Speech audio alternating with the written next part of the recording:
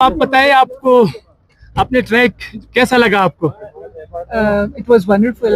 I loved the drive.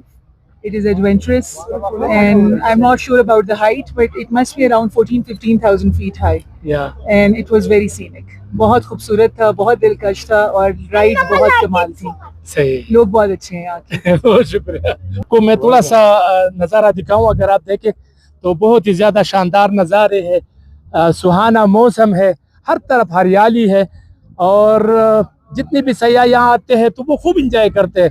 बर्फ़ में आप देख सकते हैं जिप जो है ना वो जानबूझकर ताकि वो एडवेंचर कर सके. तो इसी तरह यहाँ पर जितने भी जिप वाले आते हैं तो वो खूब इंजॉय करते हैं, खुद भी और सयाहों को भी इंजॉय कराने देते हैं. तो अगर आपने यहाँ पर आना है तो कालाम से तकरीबन ये 12 किलोमीटर के फासले पर सतह समंदर से तकरीबन 10,000 फीट की बुलंदी पर वाक़या है, और तकरीबन 1.5 घंटे का जीप ट्रैक है, और इसके बाद तकरीबन 2-2.5 घंटे का पैदल ट्रैक है गुदर झील का. तो मर्जी है आपकी, आप जब तक यहाँ पर आ सकते हैं. यहाँ से पूरा कालाम वादी जो है ना दिखाई देता है, मटिलतान उशू तक. बहुत ही ज़्यादा शानदार नज़ारे.